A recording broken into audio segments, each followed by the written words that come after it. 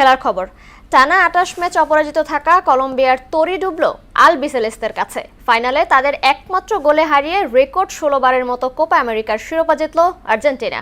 অন্যদিকে ইংল্যান্ডকে ২-১ গোলে হারিয়ে চতুর্থবার ইউরো চ্যাম্পিয়ন হয়েছে স্পেন। আসরে এবারই প্রথম গোল্ডেন বুট পেয়েছেন ৬ ফুটবলার। আর জানাচ্ছেন মুদাসসির আলী।